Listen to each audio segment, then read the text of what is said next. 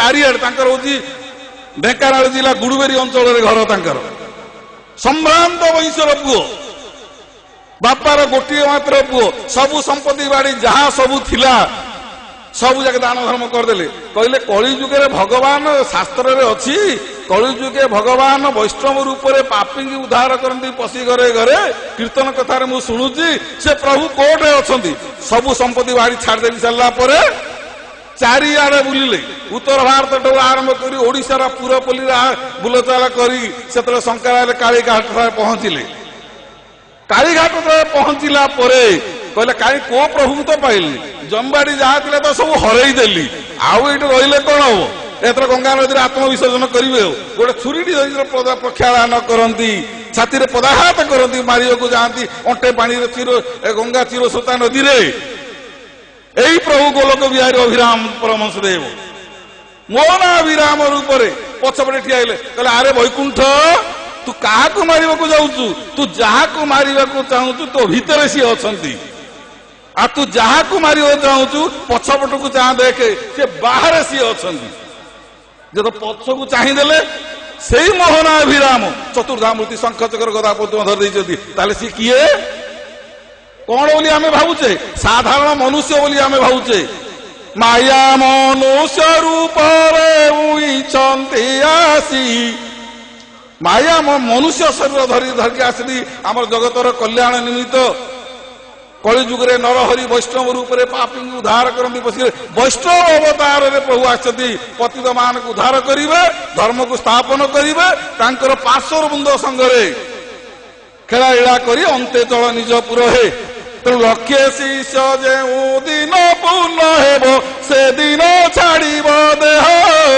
ବୀର ସିଂହ ଦେବ ହେତୁ ତାଙ୍କୁ ଦେବ, ଋତୁ ପଞ୍ଚଭୂତେ ତୁଅ। ମାଳିକାରେ ଅଛି, ଅଚ୍ୟୁତାନନ୍ଦଙ୍କ ମାଳିକାରେ, ଲକ୍ଷେ ଶିଷ୍ୟ ଯେଦିନ ହବ ପ୍ରଭୁ ସେଦିନ ପଳେଇବେ। ବୀର ସିଂହ ଦେବ ହେତୁ ତାଙ୍କୁ ଦେବ, ଋତୁ ପଞ୍ଚଭୂତେ ତୁଅ। ବୀର ସିଂହ ଦେବ କିଏ ଏଟା ଜାଣିବା ଦରକାର। ବୀର ସିଂହ ପ୍ରଧାନ ବୋଲି ଏଇ ଆଳିବାଡ ଗ୍ରାମ ପଞ୍ଚାୟତରେ ଜଣେ ଲୋକ ଅଛି, ଚାଷୀ ଲୋକଟା, ମୂଲିଆ ଲୋକଟା। ମୁଁ ତାଠୁ ଶୁଣିବା କଥା ମୁଁ କହୁଛି, ତା ପାଖରୁ ଶୁଣିବା କଥା କହୁଛି। ଠାକୁରଙ୍କ ପାଖରୁ 12 ବର୍ଷ ଜ୍ୟୋତିଷ, 13 ବର୍ଷ ଜ୍ୟୋତିଷ ଶିଖିଲେ। 14 ବର୍ଷ ପଦାର୍ପଣ ଯେତେବେଳେ ହଉଛି ସେତେବେଳେ କହିଲେ ବାୟା, ଠାକୁରଙ୍କୁ ସେତେବେଳେ ସବୁ ପୁତ୍ର ଦୃଷ୍ଟିରେ ଦେଖୁଥିଲେ, ପ୍ରଭୁ ବୋଲି କିଏ କହୁନଥିଲେ, ସମସ୍ତେ ବାୟା ବୋଲି କହୁଥିଲେ, କିଏ ବାବା ବୋଲି କହୁଥିଲେ। ପଚିଥିଲେ ଜାଣିବା ଶୁଣିବା ବ୍ୟକ୍ତି ଠାକୁର ବୋଲି କହୁଥିଲେ। କହିଲେ ବାୟା ମତେ ତ ତୁ ଶିଖେଇଲୁ ପୁତ୍ର ଜ୍ଞାନରେ, ତୁ ତାର ଏରା କହିଲେ ଅପରାଧ କିଛି ହୁଏନି, ତୁ ତ ମତେ ଶିଖେଇଲୁ, ଆଉ 12-13 ବର୍ଷ ହେଲା, 14 ବର୍ଷ ହଉଛି ମୁଁ ଗୋଟେ ଗୋଷ୍ଠୀ ଗଣିବୁ। ଠାକୁର କହିଲେ କାହାର ଗୋଷ୍ଠୀ ଗଣିବୁ? ଆରେ ମୋର ଗୋଷ୍ଠୀରେ ତୁ ଗଣିଲୁ, ତାପରେ ଯାହା ହେଲା ସେ କଥା ବ୍ୟାଖ୍ୟା କଲେ। ସେ ରାଜ୍ୟଟା ଅନ୍ତ ନିର୍ବାଚନୀୟ। ତ କହିବାର ତାତ୍ପର୍ଯ୍ୟ, ଆମେ ଯୋଉ ଗୁରୁଙ୍କ ପାଖରେ ପଦାର୍ପଣ କରିଛେ ଆମେ କଣ ଜ୍ଞାନ କରୁଛେ? ସେ ତ ସ୍ୱୟଂ ସତ୍ୟ ନାରାୟଣ, ସେ ସ୍ୱୟଂ ଗୋଲକ ବିହାରୀ, ଏଥିରେ ସନ୍ଦେହ ନାହିଁ। ଭକ୍ତମାନଙ୍କୁ ବିଭିନ୍ନ ଲୀଳାନୁଭୂତି କହିଲେ ଏମିତି 7 ଦିନ 7 ରାତି ପାଇଯିବ। ସେ ସ୍ୱୟଂ ଗୋଲକ ବିହାରୀ, ସ୍ୱୟଂ ସେ ଲୀଳା କରିକି ଆସିଛନ୍ତି। କାହାକୁ କୋଉ ରୂପରେ, କେତେବେଳେ କୋଉ ରୂପରେ ଭକ୍ତଙ୍କୁ ଏମିତି ବିଭିନ୍ନ କଥା ଦେଖେଇ ଦେଇଛନ୍ତି। ନଳଗଜାରେ କୁମୁଦିନୀ ମା ବୋଲି ଜଣେ ଥିଲେ ଭକ୍ତ, ପରମ ଭକ୍ତ, ଉମାକାନ୍ତ ପଟ୍ଟନାୟକ ତାଙ୍କର ସ୍ୱାମୀ। ଠାକୁରଙ୍କ ଯେତେବେଳେ ଦୀକ୍ଷା ନିଅନ୍ତି, ଠାକୁରଙ୍କ ଗୋଟେ ପ୍ରତିମୂର୍ତ୍ତି ଦେଇଥିଲେ, ଏଇଟା ତୁ ସେଇଠି ପୂଜା କଲେ ମୁଁ ଏଇଠି ପାଇବି। ଠାକୁର ନିଜେ ସ୍ୱହସ୍ତରେ ଗୋଟେ ତାଙ୍କର ପ୍ରତିମୂର୍ତ୍ତି ଦେଇଥିଲେ, ତୁ ସେଇଠି, ନା ଭାଇଆ ମୁଁ ତତେ ଛାଡିବାକୁ ଇଚ୍ଛା ହଉନି, ତୁ ସେଇଠି ପୂଜା କଲେ ମୁଁ ଏଇଠି ପାଇବି। ଯେତେବେଳେ ଏମିତି ବେଳ ଆସିଛି ଦିନେ ଠାକୁରଙ୍କ ପାଖକୁ ଯେତେବେଳେ ଆସିଛନ୍ତି, ସେଇ ଠାକୁରଙ୍କ ପାଖକୁ ଆସିଛନ୍ତି, ଫଳମୂଳ ଏଣୁ ତେଣୁ ସବୁ ଧରିକି ଆସନ୍ତି। କହିଲେ କଣ କରିବି, ଠାକୁରଙ୍କୁ ତ ପୂଜା ପାଠ କରିନି। ଗୋଟେ କ୍ଷୀର ଗିଲାସଟି ଦେଇଛନ୍ତି, ଗୋଟେ କ୍ଷୀର ଗିଲାସଟି ଦେଇଛନ୍ତି, ଠାକୁରଙ୍କୁ ସମର୍ପଣ କରିଦେଇଛନ୍ତି, ଠାକୁରଙ୍କୁ ଭୋଗ କରିଦେଇଛନ୍ତି। ଇଏ ପଳେଇ ଯାଇଛନ୍ତି। ଠାକୁରଙ୍କ ପାଖକୁ ଯେତେବେଳେ ଆସନ୍ତି, କୁମୁଦିନୀ ମା ଯେତେବେଳେ ଆସନ୍ତି, ଉମାକାନ୍ତ ପଟ୍ଟନାୟକ, କୁମୁଦିନୀ ମା ଇତ୍ୟାଦି ଏମାନେ ଯେତେବେଳେ ଆସନ୍ତି, ଠାକୁରଙ୍କୁ ବାତ୍ସଲ୍ୟ ସମୟରେ ଗୋଟେ କମଳା କି କୁଳି ଗୋଟେ ଯେତେବେଳେ ଖୋଇ ଦିଅନ୍ତି, ଠାକୁର ଜୀଭ ଦେଖିଲା ବେଳକୁ ଘା ହେଇଯାଇଛି। କହିଲେ ଭାଇଆ ତୋ ଜୀଭ ଯାକ ଘା କେମିତି ହେଇଗଲା? ନା ତୁ ଯୋଉ ଗରମ କ୍ଷୀର ଦେଇଥିଲୁ, ତୁ ଯୋଉ ଗରମ କ୍ଷୀର ଦେଇଥିଲୁ ଆଉ ସେ ଘା ହେଇଯିବନି? କହିଲା ଆରେ ମୁଁ ସେଇଟା ଦେଲି ଫଟୋଟାରେ, ଇଏ କେମିତି ଏଇଟା ପାଇଲି? ତେଣୁ ଇଏ ହଉଛି ଆଧ୍ୟାତ୍ମିକ ଜଗତର ବିଶ୍ୱାସ ଭକ୍ତିର ଜ୍ଞାନ କଥା ନୁହେଁ, ବିଶ୍ୱାସ ଭକ୍ତିର କଥା। ପ୍ରଭୁଙ୍କୁ ସିଏ ସେଇଟା ସମର୍ପଣ କଲା, ଏଇଟା କିନ୍ତୁ ତାଙ୍କର ଜୀବ ଘା ହେଲା। ତାହେଲେ ପ୍ରଭୁ ଗୋଲକ ବିହାରୀ ନୁହନ୍ତି?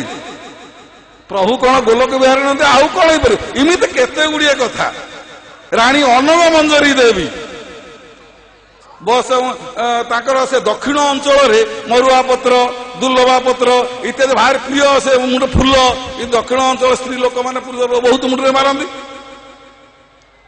ସେ ମରୁଆ ପତ୍ର ତାର ବାଡିରେ କରିଥିଲା। ପ୍ରତ୍ୟେକ ଦିନ ଶୋଇଲା ବେଳେ ଠାକୁରଙ୍କୁ ପହଡ ଦେଲା ବେଳେ କୋଉଠି ତା ରାଜବାଟୀରେ ପହଡ ଦେଲା ବେଳେ ମରୁଆ ପତ୍ର ଦିଟା ପକେଇଦେଇ ବାସନା ହେଲେ ଠାକୁର ଶୋଇବେ ବୋଲି।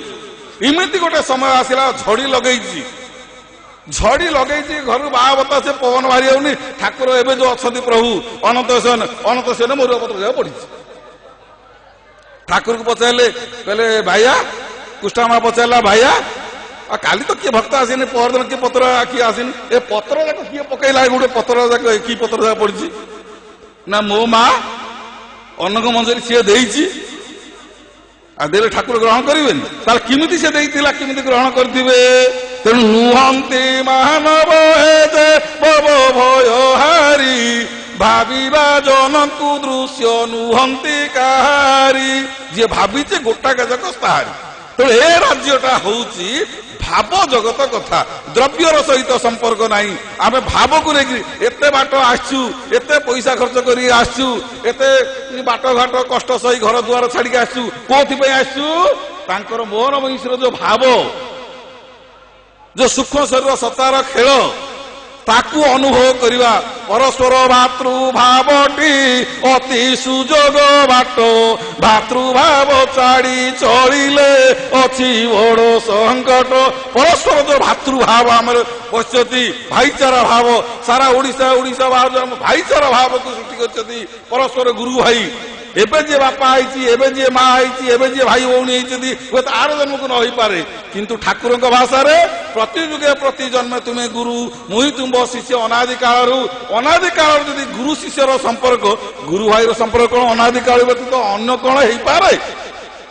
ଯୋ ପ୍ରଭୁଙ୍କ ପାଦରେ ଶରଣ ପଶ୍ୟତି ପ୍ରତି ଯୁଗେ ପ୍ରତି ଜନ୍ମେ ତୁମେ ଗୁରୁ ମୁହିଁ ତୁମ୍ଭ ଶିଷ୍ୟ ଅନାଦି କାଳ ସେ ପ୍ରଭୁଙ୍କ ସହିତ ଆମର ସମ୍ପର୍କ ହେଇନି କି ବିଚ୍ଛିନ୍ନ ହେଇନି କି ହଉନି କି ହବନି। ତେଣୁ ଧର୍ମକୁ ସ୍ଥାପନ କରି ନାରାୟଣ ଅନ୍ତେ ଚଳ ନିଜ ଗୁରୁ ସେ ଗଲେ ମଧ୍ୟ ତାଙ୍କ ସୂକ୍ଷ୍ମ ଶରୀରରେ ଆମେ ଅନୁଭବ କରୁଛନ୍ତି ତାଙ୍କ ସତ୍ତାକୁ ଅନୁଭବ କରୁଛନ୍ତି ତାଙ୍କ ଜ୍ଞାନକୁ ଅନୁଭବ କରୁଛନ୍ତି ତାଙ୍କ ଲୀଳାକୁ ଅନୁଭବ କରୁଛନ୍ତି ତାଙ୍କ ଦର୍ଶନକୁ ଅନୁଭବ କରୁଛନ୍ତି। ତେଣୁ ସେଇଥିପାଇଁ ଆମେ ଦୂର ଦୂରାନ୍ତରୁ ଛାଡିକିରି ଆଜି ତାଙ୍କରି ପାଦପଦ୍ମଙ୍କୁ ଆଶା ଭରସା ବିଶ୍ୱାସ ଭାଷା ଲଗେଇ ଆସିଯାଇଛୁ।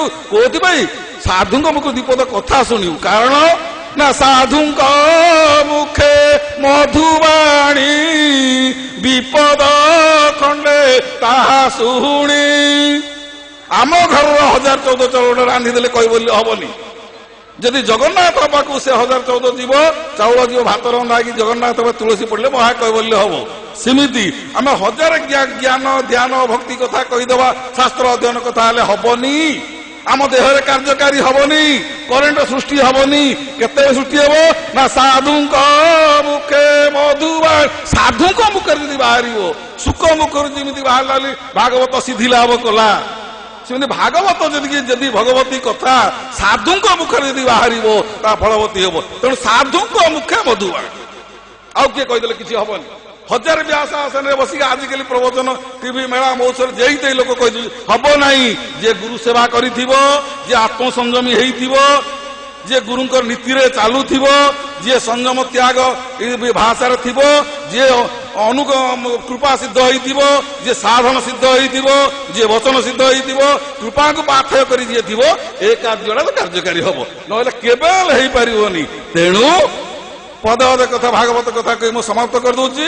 ସମୟ ସ୍ୱଳ୍ପ ବାବା ଅଛନ୍ତି ପଦ ଅଧେ ତାଙ୍କ ପାଖରୁ ଶୁଣିବା। କାରଣ ନା ସାଧୁଙ୍କ ମୁଖେ ମଧୁବାଣୀ ବିପଦ ଖଣ୍ଡେ ତାହା ଶୁଣି ସାଧୁଙ୍କ ମୁଖରୁ ଯାହା ବାହାରିବ ତାହା ଅମୃତଂ ଅମୃତଂ ଅମୃତଂ ଅମୃତଂ ଅମୃତମୟ। କହିବାର ତାତ୍ପର୍ଯ୍ୟ ଏଇଠି ପ୍ରଭୁ ତ ଆସିଲେ ଗୁରୁ ମନୁଷ୍ୟ ନୁହନ୍ତି ବୁଝିଲେ ମନୁଷ୍ୟ ଗୁରୁ ନୁହନ୍ତି ବୁଝିଲେ। କାହିଁ ମନୁଷ୍ୟ ଗୁରୁ ନୁହନ୍ତି ନା ଆହାର ନିଦ୍ରା ଭୟ ମୈଥୁନଞ୍ଚ ସାମାନ୍ୟ ମେତଦ ପଶୁବି ନରାଣ ନରୈକ ଦେଶାମଧିକ ବିଶେଷା ଧର୍ମେଣ ହୀନା ପଶୁବି ସମାନ। ମନୁଷ୍ୟ ମାନଙ୍କ ପାଖରେ 2ଟି ଜିନିଷ ଥାଏ 2ଟି ଭାବ ଥାଏ। ଗୋଟେ ଆସୁରୀ ଭାବ ଥାଏ ଗୋଟେ ହଉଛି ଈଶ୍ୱର ଭାବ ଥାଏ। ମନୁଷ୍ୟକୁ ଯଦି ଗୁରୁ ରୂପେ ଆମେ ବରଣ କରିବା ଆଉ ତାଙ୍କର ଦୋଷ ଯାକ ଆଗ ଆଖି ଆଗରେ ଆମର ଦେଖା ହଉଛି। ଏମିତି ଖାଇଲେ, ଏମିତି ଶୋଇଲେ, ଏମିତି ବସିଲେ, ଏମିତି କଲେ, ଏ ଢିଙ୍କି କଲେ, ବଗ କଲେ, ଚକୁଳି କଲେ, ଦୋଷ ଦେଖିବା। ତେଣୁ ମନୁଷ୍ୟ କେବେହେଲେ ଗୁରୁ ହେଇପାରିବ ନାହିଁ। ଗୁରୁ କେବେହେଲେ ମନୁଷ୍ୟ ହେଇପାରିବ ନାହିଁ। କାରଣ ଆରେ ଗୁରୁଙ୍କୁ ନ ମଣିବ ନର, ଗୁରୁ ଯେ ସାକ୍ଷାତ ଈଶ୍ୱର। ମୁହିଁ ବସଇ ଗୁରୁ ଦେହେ, ମୋଠାରୁ ଗୁରୁ ଭିନ୍ନ ନୁହେଁ। ଏଘେନି ଗୁରୁ ଭଗବାନ, ଏ ନୁହେଁ ମନୁଷ୍ୟ ସମାନ। ଜୟ ଶ୍ରୀ ନାରାୟଣ ସ୍ୱାମୀ କି। ସଜ୍ଜନଗଣ, ଶ୍ରୀମଦ୍ ଭାଗବତକାର ଲେଖିଲେ ଗୁରୁଙ୍କୁ ନ ମଣିବ ନର। ନର ରୂପରେ ପ୍ରଭୁ ଆସିଛନ୍ତି। ଆସିଲେ ଯୋଉ ଜ୍ଞାନ ଦେଇଛନ୍ତି, ଜ୍ଞାନ ଦେଲେ ମଧ୍ୟ ତାଙ୍କୁ ନର ଜ୍ଞାନ କରିବ ନାହିଁ।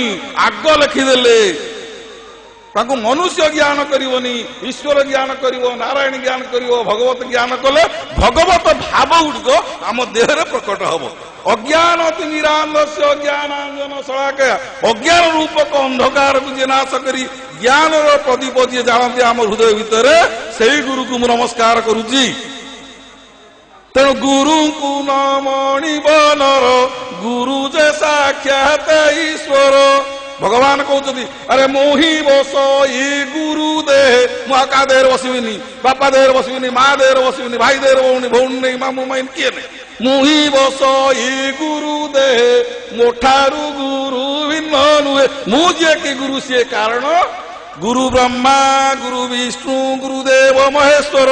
ଗୁରୁ ବ୍ରହ୍ମା, ଗୁରୁ ହଉଛନ୍ତି ବିଷ୍ଣୁ, ଗୁରୁ ହଉଛନ୍ତି ମହେଶ୍ୱର। ଠାକୁର କଣ କହିଲେ?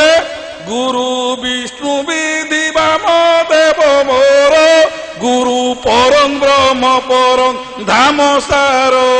ଗୁରୁ ସର୍ବସ୍ୱ ଅନ୍ୟ ନାହିଁ କେହି, ଗୁରୁ କୃପା ହିଁ କେବଳ ଭିକ୍ଷାଏ। ଗୁରୁ ବିଷ୍ଣୁ ବିଧି, ବିଧି ମାନେ ବ୍ରହ୍ମା, ବାମଦେବ ମାନେ ଶିବ। ଗୁରୁ ବ୍ରହ୍ମା ବିଷ୍ଣୁ ଶିବ ତିନିଟା ରୂପ ଦେଇପାରନ୍ତି। ସେ ତ୍ରିଗୁଣାତୀତ ହେଇପାରନ୍ତି। ବ୍ରହ୍ମା ଗୁରୁ ହେଇପାରିବେନି, ବିଷ୍ଣୁ ଗୁରୁ ହେଇପାରିବେନି, ଶିବ ଗୁରୁ ହେଇପାରିବେନି। ଗୁରୁ ବିଷ୍ଣୁ ବିଧି ବାମ ଦେବ ମୋର, ଗୁରୁ ପରଂ ବ୍ରହ୍ମ ପରଂ ଧାମ ସାର। ଗୁରୁ ସର୍ବସ୍ୱ ଅନ୍ୟ ନାହିଁ କେହି। ଯିଏ ସର୍ବସ୍ୱ ବୋଲି ମନେ କରିଥିବ, ଆନୁକୂଲ୍ୟ ଶଙ୍କର ପ୍ରତିକୂଲ୍ୟ ବର୍ଜନଂ। ଅନୁକୂଳ ବିଷୟରେ ଯିଏ ମୋର ସର୍ବସ୍ୱ, ପ୍ରାଣର ପ୍ରାଣ, ଇଷ୍ଟରେ ଇଷ୍ଟ, ତାଙ୍କ ଛଡା ମୋର କିଏ ନାହିଁ, ମୋ ଛଡା ତାଙ୍କର କିଏ ନାହିଁ, ଏଇ ପ୍ରକାର ଭାବରେ ତଲ୍ଲୀନ ମଲ୍ଲୀନ ହେଇକି ବୁଡି ଯାଇଥିବ, ଭାସି ଯାଇଥିବ, ତାକୁ ପ୍ରଭୁ ନିଶ୍ଚୟ ରକ୍ଷା କରିବେ। ତାକୁ ପ୍ରଭୁ ନିଶ୍ଚୟ ରକ୍ଷା କରୁଛନ୍ତି, କରିଛନ୍ତି, କରିବେ। ତେଣୁ ଗୁରୁଙ୍କୁ ନ ମଣିବ ନର, ଗୁରୁ ଯେ ସାକ୍ଷାତ ଈଶ୍ୱର। ମୁହିଁ ବସଇ ଗୁରୁ ଦେହେ, ମୋଠାରୁ ଗୁରୁ ଭିନ୍ନ ନୁହେଁ। ଏଘେନି ଗୁରୁ ଭଗବାନ, ଏ ନୁହେଁ ମନୁଷ୍ୟ ସମାନ। ଆଙ୍କୁ ମନୁଷ୍ୟ ଜ୍ଞାନ କରିବନି ବୋଲି ଶ୍ରୀମଦ ଭାଗବତକାର କହିଦେଲେ। ତେଣୁ ସେଇ ଭାଗବତକାର କହୁଛନ୍ତି ଆଉ କଣ? ସେ ଭାଗବତକାର ଚିପଡ଼ା ଚିପଡ଼ି କରି କହିଦେଲେ, ଚିପଡ଼ା ଚିପଡ଼ି କରି କାଢିକି ସବୁ ଥୋଇଦେଲେ। ପଦେ ପଦେ କଥା। ଏ ଜୀବ ସାଧୁ ସଙ୍ଗ ବିନୁ, ଲୋଭି ନ ପାରେ ମୋର ତନୁ। ସାଧୁ ଯେ ମଳୟ ପବନ, କାଷ୍ଠକୁ କରନ୍ତି ଚନ୍ଦନ। ଚିପଡ଼ା ଚିପଡ଼ି କରିଦେଲେ, ସବୁଟା ରଖିଲେ ସାଧୁଙ୍କ ପାଖରେ। ଠାକୁର କଣ କହିଲେ? ଭଜ ଗୁରୁ କୃଷ୍ଣ ବୈଷ୍ଣବ ତିନି, ନ କରିଳ ଭିନ୍ନ ଭିନ୍ନ। ମୃତ୍ୟୁଞ୍ଜୟ ସାଧୁ ସଙ୍ଗ ଯାଏ ଥାଏ, ସେ କରେ ପ୍ରଭୁ ଦର୍ଶନ। ଗୁରୁ ଯେ କି ଶିକ୍ଷାଦାତା, ଦୀକ୍ଷାଦାତା, ଗୁରୁ କୃଷ୍ଣ ଯେ ସୃଷ୍ଟିର ସ୍ରଷ୍ଟା, ବୈଷ୍ଣବ ଏ ତିନିରେ ଜବୈ ବିଷ୍ଣୁ ସବୈ ରୁଦ୍ର ସା ବୈଷ୍ଣବ ଏକ ବିଷ୍ଣୁ ତ୍ରୟ ଦେବା ଭିନ୍ନ ଭିନ୍ନ ନ କର୍ତ୍ତବ୍ୟ। ଆକୁ ଭିନ୍ନ କରିବ ବୋଲି ଶାସ୍ତ୍ର କହୁଛି। ତେଣୁ ଯୋଉ ପ୍ରଭୁଙ୍କ ପାଖରେ ଆମେ ଶରଣ ପଶିଛନ୍ତି, ସେ ପ୍ରଭୁଙ୍କୁ କେବେ ହେଲେ ମନୁଷ୍ୟ ଜ୍ଞାନ, ମନୁଷ୍ୟ ନୁହନ୍ତି, ମନୁଷ୍ୟ ରୂପରେ ଆମମାନଙ୍କୁ ଉଦ୍ଧାର କରିବାକୁ ପ୍ରଭୁ ଆସିଥିଲେ। କେବେ ହେଲେ ମନୁଷ୍ୟ ଜ୍ଞାନ କରିବ ନାହିଁ। ଯଦି ଯିଏ କରେ ତାଠୁ ଦୂରେଇ ଯିବ, ଉଚିତ କଥା କହିବ। କାହିଁକି ନା ଗୁରୁ ନିନ୍ଦା କହୁ କନେ ନା କର କଖନ, ଚୈତନ୍ୟ ମହାପ୍ରଭୁ କହିଲେ। ଗୁରୁ ନିନ୍ଦା କେବଳ ଶୁଣିବନି, ଠିକ ଉତ୍ତର ଦବ। ଯଦି ନ ଦେଇପାରିଲେ ପଛେଇ ଯିବ, ନମସ୍କାର କରି ପଛେଇ ଯିବ। ତେଣୁ ଗୁରୁ ନିନ୍ଦା କେବଳ ଶୁଣିବନି, ଗୁରୁଙ୍କୁ ମନୁଷ୍ୟ ଜ୍ଞାନ କରିବନି। ଈଶ୍ୱର ଜ୍ଞାନ, ନାରାୟଣ ଜ୍ଞାନ, ଭଗବତ ଜ୍ଞାନ ପ୍ରଭୁ ଜ୍ଞାନ କଲେ ଆମ ଦେହରେ ସୃଷ୍ଟି ହେବ। ଆଉ ଗୋଟିଏ କଥା ଯଦି ଭାବିବା, ପ୍ରଭୁ ପ୍ରକୃତରେ ଠାକୁର ଅଭିରାମ ପରମହଂସ ଦେବ ମନୁଷ୍ୟ ନୁହନ୍ତି, ଏହା ସତ୍ୟ, ଏହା ତ୍ରିଭାଗ ସତ୍ୟ, ସେ ସ୍ୱୟଂ ସତ୍ୟ ନାରାୟଣ। ଆମ ପୂର୍ବ ତପସ୍ୟା ଏତିକି ଅଛି, ଆମ ପିତୃପୁରୁଷ ମାନଙ୍କର, ଆଚାର୍ଯ୍ୟଙ୍କର, ଗୁରୁ ମହାରାଜଙ୍କର, ସନ୍ଥ ମହାତ୍ମାଙ୍କର ଏତିକି ଆମକୁ କୃପା କରିଛନ୍ତି ଯେ ତାଙ୍କର ସେବକ ଉପରେ ରଖିଛନ୍ତି, ତାଙ୍କ ଚରଣରେ ଆଶ୍ରିତ କରି। ଆଠୁ ଭାଗ୍ୟ କଣ ଥାଏ? ତ କେବେ ହେଲେ ମନ ବିସ୍ମୃତ କରିବ ନାହିଁ, କେବେ ହେଲେ ମନକୁ ହଲଚଲ କରିବନି। ଆଜିକାଲି ସବୁ ଆତ୍ମବଡ଼ିମା ଦେଖେଇ ନିଜକୁ ଭଗବାନ ପ୍ରତିଷ୍ଠା କରି ଏ ଯୋଉ ବିଭିନ୍ନ ପ୍ରକାର କୁସଂସ୍କାର କୁବିଦ୍ୟା ଚାଲିଛି, କେବେ ହେଲେ ମନ ଟଳିବ ନାହିଁ। ପତିବ୍ରତା ରମଣୀର ପରିହୃଦୟ ଶଙ୍କର। ପତିବ୍ରତା ରମଣୀ ଯେମିତି ତା ସ୍ତ୍ରୀ ତା ସ୍ୱାମୀକି ଛାଡ଼ିଲେ ସେ କିଛି ଜାଣେ ନାହିଁ। ଯିଏ ଗୁରୁକରଣ ଗୁରୁବରଣ ଗୁରୁ ସନ୍ନିଧ୍ୟାନ କରିଥିବ, ଉପଯୁକ୍ତ ଗୁରୁକୁ ଯଦି ତମେ ପାଇଛ, ଯଦି ଠିକ ଲକ୍ଷ୍ୟ ରଖିଥିବ, ଗୁରୁକରଣ ଗୁରୁ କରିଛୁ, ଗୁରୁ ବରଣ ତାପରେ ଆତ୍ମସମର୍ପଣ କରିଛୁ, ଗୁରୁ ସାନ୍ନିଧ୍ୟ ଶିଷ୍ୟ ବିଷ୍ଣୁମୟ ଭବେ। ଗୁରୁଙ୍କ ସାନ୍ନିଧ୍ୟରେ ଆମେ ତାଙ୍କର ପାଦ ସେବା କରି କରି ବ୍ରହ୍ମବିଦି ବ୍ରହ୍ମୈବ ଭବତି, ସେ ବ୍ରହ୍ମଙ୍କୁ ଉପାସନା କରି କରି, ସେ ଗୁରୁ ବ୍ରହ୍ମଙ୍କୁ ଉପାସନା କରି କରି, ସେ ପ୍ରଭୁଙ୍କ ଲକ୍ଷ୍ୟକୁ ଭରସା ଭାଷା ରଖି, ସେ ପାଦକୁ ଭରସା ରଖି ଆମେ ସେଇ ଭାବରେ ଯଦି ଯିବା, ମନୁଷ୍ୟର ଜନ୍ମ କିବା ଲାଭ ଯଦି ଗୋବିନ୍ଦରେ ନାହିଁ ଭାବ, ଆମେ ନିଶ୍ଚୟ କୃତାର୍ଥ ହବା। ସେ ପ୍ରଭୁ ପ୍ରତି ଯୁଗେ ପ୍ରତି ଜନ୍ମେ ତୁମେ ଗୁରୁ ବଶିଷ୍ଠ ଅନାଦି କାଳରୁ ପ୍ରଭୁ କୃପା କରିଛନ୍ତି, କରୁଛନ୍ତି, କରିବେ। ସେ ସ୍ଥାବରେ ଥାଆନ୍ତୁ, ଅସ୍ଥାବରେ ଥାଆନ୍ତୁ, ସ୍ଥୂଳରେ ଥାଆନ୍ତୁ, ସୂକ୍ଷ୍ମରେ ଥାଆନ୍ତୁ, ସେ ଯୋଉଠି ଥିଲେ ମଧ୍ୟ ନିଶ୍ଚୟ ପଡ଼ିବ ମନେ। ଏ ଅରିହିତିଆକୁ ନିଶ୍ଚୟ ପ୍ରଭୁ ଉଦ୍ଧାର କରୁଛନ୍ତି, କରିବେ। କହି ଅଭିରାମ ଭାଇ ଅନୁଭବକୁ ସତ୍ୟ କହି, ଅନୁଭବ ବିନା ଫଳ ଯେତେ, ଫଳ ନ ଫଳେ କଦାଚିତେ। ତେଣୁ ଯେତେ କହିଲେ ସରିବ, କିଛି କିଛି ହେଲେ ସରିବ, କିଛି ହେଲେ ସରିବନି। ହରିଭକ୍ତ ପାଖରେ ନେତି ନେତି ନେତି, ଯେତେ କହିଲେ ନ ସରିବ ଗୁଣ, ସିନ୍ଧୁରୁ କି ବାଛି ପାରିବା ଲବଣ। ତାଙ୍କର କୃପାକୁ ପାଥେୟ କରି, ପୂର୍ବ ସ୍ମୃତିକୁ ଅନୁଭବ କରି, ଏ ପ୍ରଭୁ ଯାହା ପ୍ରେରଣା ଦେଲେ, ସେ ମହାପୁରୁଷ ମାନେ ଉପରେ ଥାଇକିରି ଯାହା ଆଶୀର୍ବାଦ ଦେଲେ, ଯାହା ପ୍ରେରଣା ଦେଲେ, ତାଙ୍କରି ଆଶୀର୍ବାଦକୁ ପ୍ରସାଦ ସ୍ୱରୂପରେ ପ୍ରଭୁ ଯାହା କୃପା କଲେ, ମହାପୁରୁଷ ମାନେ ଯାହା କୃପା କଲେ, ସେ ବଚନ ପଦ ଅଧେ କହିଲି ପୂର୍ବ ସ୍ମୃତିକୁ ଅନୁଭବ କରିକି। ଏଇଟା ପ୍ରବଚନ ବୋଲି ଭାବିବନି, ମୁଁ ପ୍ରବଚନ ଦେବା ଜାଣେ ନାହିଁ।